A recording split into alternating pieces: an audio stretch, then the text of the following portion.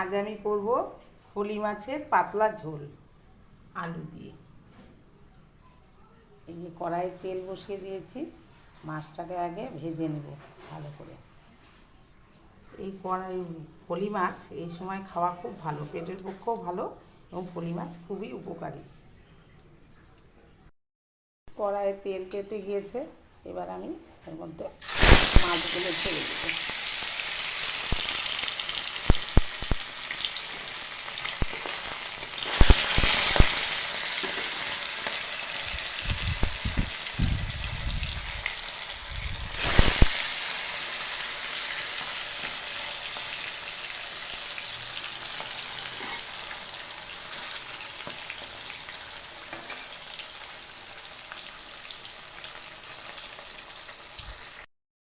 মাছ ভাজা হয়ে গেছে, মাছগুলো হালকাভাবে, খুব একটা কড়া ভাজিনি। এবার কড়াইয়ের মধ্যে একটা তেজপাতা আর একটু গোটা জিরা দিব।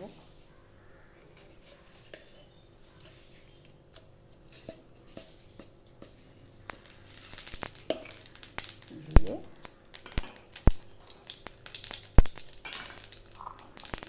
আলুগুলো দিয়ে দেব। খুব তেতে গিয়েছে কড়াইটা।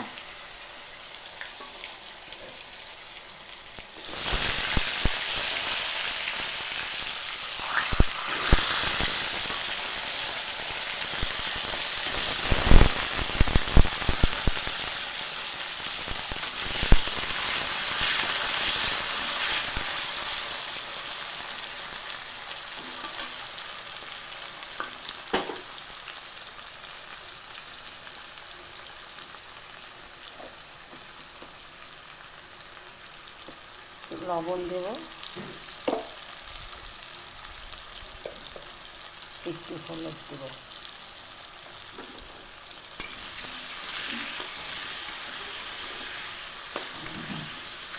দিয়ে আলুগুলোকে ভেজে নিই।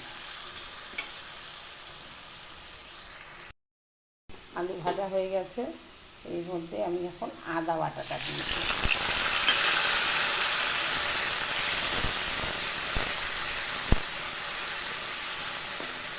আদার সঙ্গে একটু জল দিয়েছি, আদা দিয়ে একটু জল দিলে ভালো হয়। এর মধ্যে আমি একটু জিরার গুঁড়ো, লঙ্কার গুঁড়ো হাফ চামচ, সব হাফ চামচ করেই দিব, অল্প করে মশলা দিব, একটু ধনিয়ার গুঁড়ো দিয়ে এক বাটি জল দেব, দিয়ে এটাকে কষিয়ে নেব।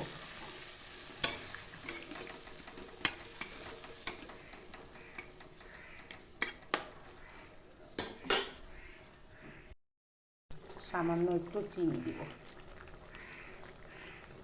দিয়ে এটাকে কষিয়ে নেব।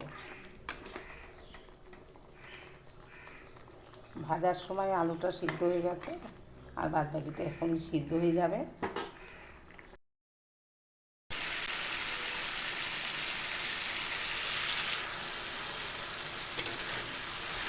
কষানো হয়ে গেছে,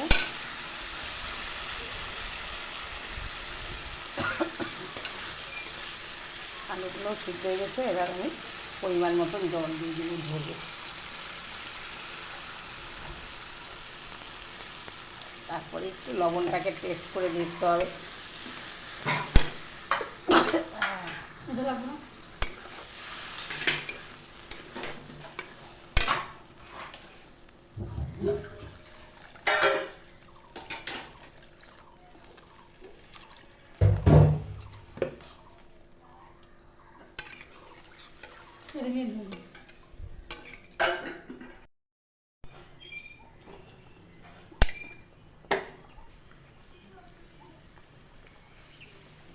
ঝোল ফুটে গেছে, এবার এর মধ্যে মাছগুলো দিয়ে দিব।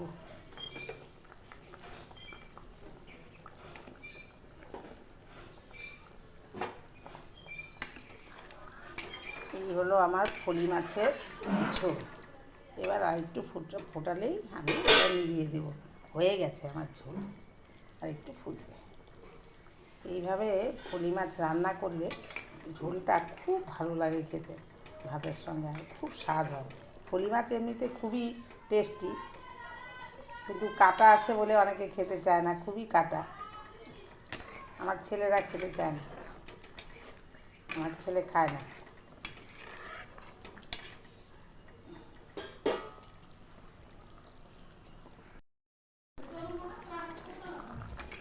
ঝোল হয়ে গেছে, এবার আমি গ্যাসটা নিভিয়ে দেব।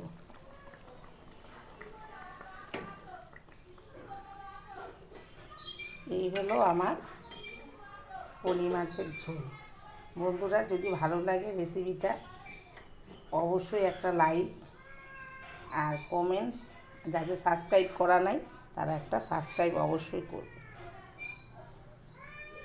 আজকের মতন হয়ে গেল।